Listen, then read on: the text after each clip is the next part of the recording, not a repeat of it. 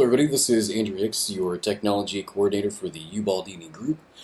Now, as you noticed, we left off in the last video exactly where we're at right now. We are looking at our opportunity inside of our sales pipeline here. Now, the next part that we're going to do is we are going to set up the transaction.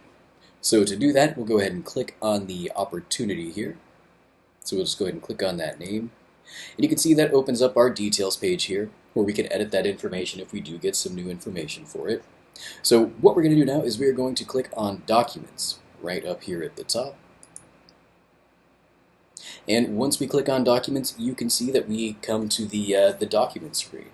Now, this is where we're going to be adding in the documents for compliance to go through and to view, to make corrections or to suggest corrections for those documents for us. So the first thing that we do whenever we go into Documents, we want to choose the checklist type. So this is going to choose the placeholders for us. That way we can just put those documents into those nice placeholders. That way they can view them. So we will go ahead and choose our checklist type. So if we click on the little arrow next to it, you see we can choose from residential listing, the condo, vacant land, new construction, or the new construction condo. So for our purposes, we're going to choose residential listing. And you can see that puts in a couple of documents here that we need to add in here.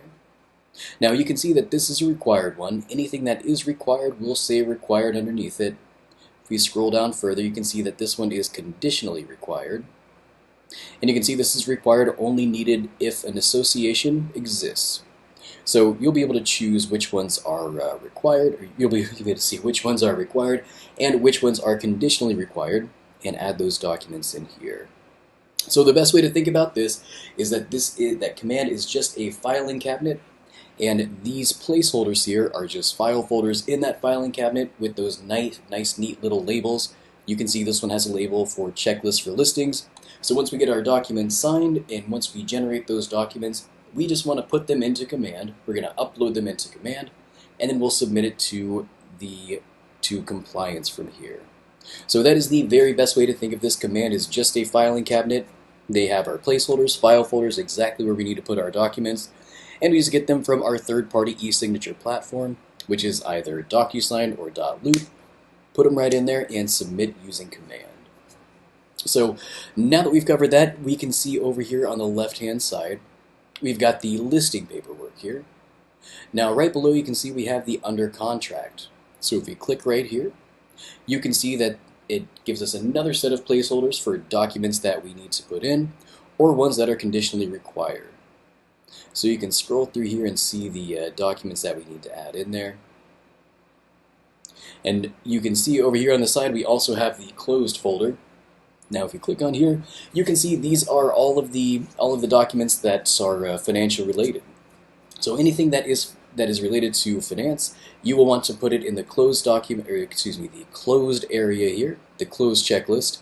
This is where all of that information is going to go into. That way compliance can check on it here. Now, a couple of quick notes. We'll go back into listed here on the side.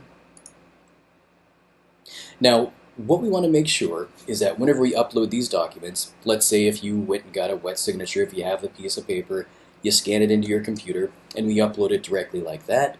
We want to make sure that the document is straight up and down, that it's in portrait mode, not in landscape mode, because once we upload those documents, compliance is not able to edit them or manipulate them in any way. So we want to make sure that they are not upside down, that they're not sideways, that they are straight up and down. That way they're able to read them easily.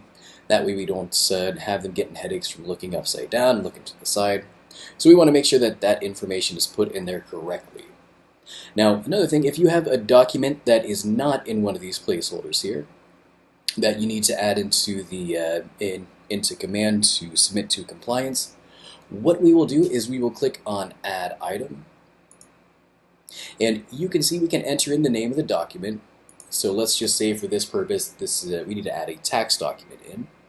So we can just add tax document on here. And you can see the document type. We can choose from any of these options here: an addendum, agreement, authorization, contract, disclosure, inspection, and lender paperwork. So once we choose that, you can add an additional note to it. and you can choose manual. You can drag and drop the file in here, or click right on here to open up the file browser and upload that document in there. Hit save, and that will bring it. We'll go ahead and just add one in here real quick. And I happen to have a tax document.